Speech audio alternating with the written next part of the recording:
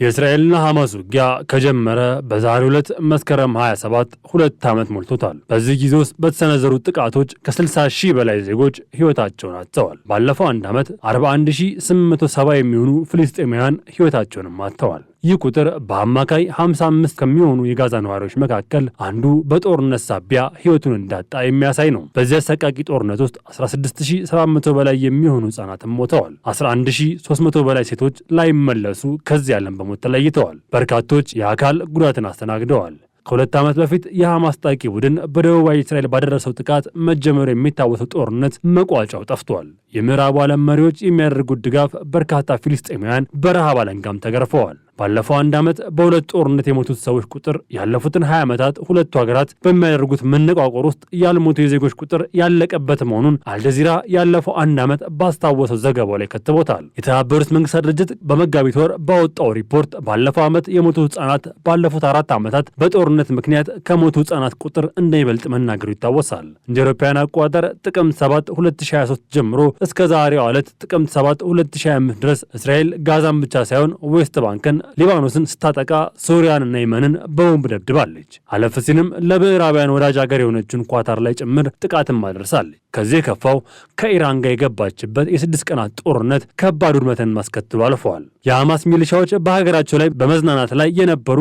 1139 እስራኤላውያንን ገድለው 250 የሚሆኑ ንጹሐን አግተው መውሰድ የፈጠረው ምስቅልቅል የበርካቶች ፊልስጤማውያን ነፍስ እንዲነጠቅ ምክንያት እንዲሆንም ይነገራል። በጋዛ ምድር የነበሩ የህንጣለሉ ዘመናዊ መኖሪያዎች ወደ አመድነት እንዲቀየሩም አድርገዋል። በጋዛ ምድር ይኖሩ የነበሩ የውቅያኖስን እንቅስቃሴ እያዩ ይዝናኑ የነበሩ ሕይወታቸውና ኑሯቸው የተረጋጋ የነበሩት ፊልስጤማውያን በየዕለቱ የሞት ዜናን መመልከት የለመዱት የዕለት ተግባራቸው ሆኗል። በላያቸው ላይ የሚሳኤል አረራዎች ሲያልፉ መመልከት፣ የከባድ መሳሪያዎች ድምፅ መስማት የተለመደ ተግባርም ሆኗል። የተቀናጡ መኪናዎችን ይዞ ከመንቀሳቀስ በአህያ የተጎዱ ሰዎችን ይዞ ወደ መንቀሳቀስ ወርደዋል። የእስራኤሉ ጠቅላይ ሚኒስትር ቤንያሚን ኔታንያሁ በተደጋጋሚ እያነሱት ባለው የሰላም ሐሳብ ላይ የታገቱ እስራኤላውያን ሳይለቀቁ ምንም አይነት ሰላም አይኖርም የሚል ሐሳባቸውን በሰፊው እያራመዱ ይገኛሉ።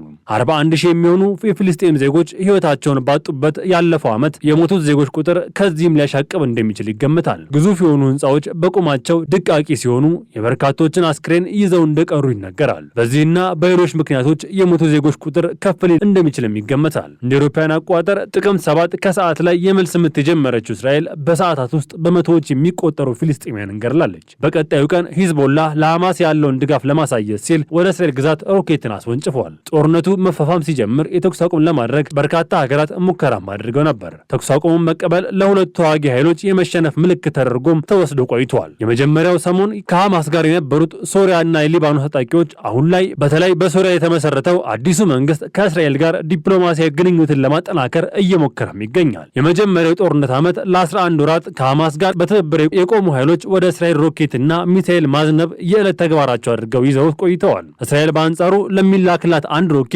መልስ ሲሆን ዘንድ 5 ሮኬቶችን ስታስወነጭፍም ቆይታለች። በተለይ ሐማስ ከመካከለኛው ምስራቅ መጥፋት አለበት ብላ እስክትወስን ድረስ በርካታዎችን ቢረግፉም ጥቃቶቹ ወደ አካባቢው ሚሊሻዎች ያዘነበለ ለማድረግ ጥቂት ሙከራዎችን አድርጋለች። እስራኤል ወደ ሊባኖስ በምታደርገው ጥቃትም በ10 ሺዎች የሚቆጠሩ ዜጎች ከአካባቢው አፈናቅላለች። አለፍ ሲልም በሊባኖስ ድንበር ውስጥ ዘልቃ በመግባት ከጦርነት ነፃ የሆኑ አካባቢዎችን በመገንባት የራሷ ያደረገቻቸው ቦታዎች መስርታለች። ሐማስ በየትኛውም አካባቢ ወደ ጋዛ ምንም አይነት ድጋፎች እንዳያገኝ በሚል ሰበብ ሙሉ ጋዛን ዘግታ የያዘችው እስራኤል ምንም አይነት ሰብአዊ ድጋፍ እንዳይገባ አግዳ ቆይታለች። በዚህም ምክንያት ረሃብ የጠናባቸው ሰውነታቸው የገረጣ ሕፃናት እንድንመለከትም ሆኗል። አንዳንድ ዓለም አቀፍ የሰብአዊ ድጋፍ ጉዳይ ያገባናል ያሉ ሀገራትም ድጋፍ ለማድረግ በተንሳፋፊ ፊኛዎች አማካኝነት ምግቦችን ሲልኩም ቆይተዋል። በአካባቢው በተከሰተው ረሃብና የምግብ እጥረት ምክንያት በርካቶች ምግብ ለማግኘት የሚያደርጉት ሩጫ ተንሳፋፊ ፊኛዎች ወድቀውባቸው ሕይወታቸው ሲያልፍ የተመለከትነውም በዚሁ ዓመት ነው። በዛሬው ዕለት ብቻ የአሜሪካው ፕሬዝዳንት ዶናልድ ትራምፕ ካቀረቡት የተኩስ አቁም ስምምነት ሐሳብ በኋላ 24 የሚሆኑ ፊልስጤማውያን መገደላቸውም ሰምተዋል። በሁለቱ ተዋጊ ወገኖች መካከል ተቀባይነት ያገኘው የተኩስ አቁም ስምምነት ሳይተገበርና ወደ መሬት መውረድ ሳይጀምር በእስራኤል በኩል ጥቃት ተከፍቷል። ትናንት ሰኞ ቀጥተኛ ያልሆነ ንግግር በግብጽ የጀመሩት ሁለቱ ወገኖች ተደራዳሪዎቻቸው የደረሱበትን ሳያሳውቁ 24 ንጹሃን ፍልስጤማውያን ሞተዋል። ዶናልድ ትራምፕ ያቀረቧቸው 20 የተኩስ አቁም ስምምነት ነጥቦች ለመወያየት በካይሮ የነበራቸው ቀጠሮም ምንም አይነት ለውጥ ሳይመጣ በድርድር ላይ እያሉ ጥቃትም ደርሷል። በተለይም ሐማስ ለ2 ዓመታት አግቶ የያዛቸውን ጽዮናውያን የሚለቅበትን መንገድ ለመምከር የተያያዘ ቀጠሮም ነበር። የሁለቱ ተዋጊ ኃይሎች የተሻለና ጥሩ የተባለ ውይይት ማድረጋቸውም ሰምቷል። በትናንትናው ዕለት የጀመረው ድርድር በዛሬው ዕለት እንደሚቀጥልም ምንጮች ነግረውኛል ሲል አልጀዚራ ዘግበዋል። ቀጥተኛ ያልሆነው ድርድር በሐማስ በኩል እየመሩ ያሉት ባለፈው ወር በኳታር ሊደረግ በነበረው የውይይት መድረክ ላይ ለመሳተፍ ሲያመሩ የአየር ጥቃት ባስተናገዱት ከሃሊል አልሃያና ዛሃር ጅብሪል መሆኑም ሰምቷል። በትናንትናው ዕለት በነበረው ውይይት ታጋሾች ስለሚለቀቁበት፣ እስረኞች ስለሚለዋወጡበት እንዲሁም ወደ ጋዛ የሰብአዊ ድጋፎች እንዲገቡ መንገዶች እንዲከፈቱ መወያየታቸውን የግብፁ አልቃሃር የተሰኘው የዜና ወኪል ዘግበዋል። የነጩ ቤተ መንግስት ቃል አቀባይ ካሮሊና ሌቪስ እንዳሉት ፕሬዚደንት ትራምፕ ሁለቱ ኃይሎች ወደ ሰላም እንዲመጡ ግፊት ማድረግ መቀጠላቸውንም ገልጸዋል ሲል ሲኤንኤን ዘግበዋል። በተለይ በሁለቱ በኩል ተይዘው የሚገኙ እስረኞች እንዲለቀቁና ወደ ሌሎች ሀሳቦች እንዲሻገሩ እንደሚፈልጉ መናገራቸውንም ቃል አቀባዩ ተናግረዋል። የቴክኒካል ተደራዳሪ ቡድኖች በአፋጣኝ ሰላም እንዲያወርዱና በፖለቲካ መዘባረቅ ምክንያት ሰብአዊ መብታቸው የተነፈጉ ዜጎች እንዲለቀቁ መደረግ አለበትም ብለዋል። የተለያዩ ዓለም አቀፍ የፖለቲካና የጦርነት ጉዳይ ተንታኞች እንዳሉት ከሆነ ዶናልድ ትራምፕ የመደራደሪያ ሀሳቦችን አቀረቡ እንጂ ዝርዝር ጉዳዮችን የአተገባበር መንገዶች አልቀረቡም ሲሉም እያብራሩ ይገኛሉ። በርካታ የአረቡ ዓለም መሪዎች የሁለቱን ሀገራት ድርድር ወደ ፍጻሜ እንዲቀርብ ለማድረግ ከእሁድ ጀምሮ ወደ ግብፅ ጆሮአቸውን ተክለዋል። በተለይ የሁለቱ ቡድኖች ሰላም እንዲመጣና አካባቢው ወደ ነበረበት መረጋጋት እንዲመጣ የተባበረ ድምጻቸውንም አሰምተዋል። የግብፅ፣ የቱርክ፣ የሳውዲ አረቢያ፣ ጆርዳን፣ የተባበሩት አረብ ኤሚሬትስ፣ ፓኪስታን፣ ኢንዶኔዥያ የኳታር የውጭ ጉዳይ ሚኒስትሮች እንዲሁም የኳታር የውጭ ጉዳይ ሚኒስትሮች የተባበረ ቃላቸውን ማሰማታቸውም ተገልጿል። የውጭ ጉዳይ ሚኒስትሮቹ ባወጡት መግለጫም የትራምፕን ሀሳብ እንደሚቀበሉት ገልጸው ከሀገራቱ የሚጠበቁ ጉዳዮች ካሉ የተቻላቸውን ለማድረግ ዝግጁ መሆናቸውንም አስታውቀዋል። ሐማስ የቀረበለትን የተኩስ አቁም በመቀበሉ አመስግነው አካባቢው እንዲረጋጋ ብቸኛው አማራጭ ይህ ነው ሲሉም ተናግረዋል። የሐማስ የፖለቲካ ጉዳዮች ኃላፊ ኢዛት አልረሺቅ እንዳሉት የአረቡ ዓለም መሪዎች ያወጡ የትብብር መግለጫ በእጅጉ እንዳስደስታቸው ተናግረው አረቡ ዓለምና የሙስሊሙ ሀገራት ትብብራቸው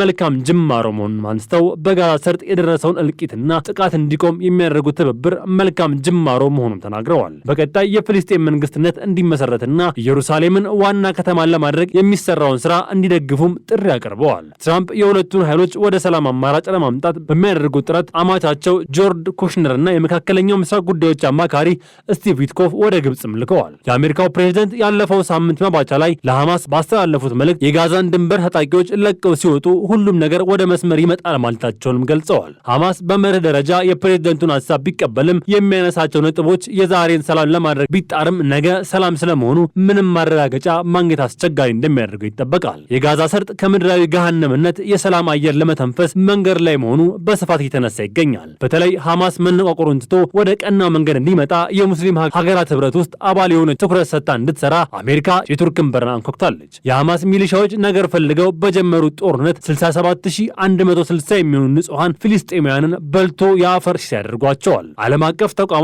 በስፋት የዘር ማጥፋት ወንጀል ሳይፈጸም እንዳልቀረ እየተናገሩም ይገኛሉ። በተለይ ሐማስም እስራኤልም የማያተርፉበት ግጭት የሰው ልጅ ነፍስ እንድትጨነቅ ብቻ ያደረገ ጦርነት ሲሉም እየተናገሩ ይገኛሉ።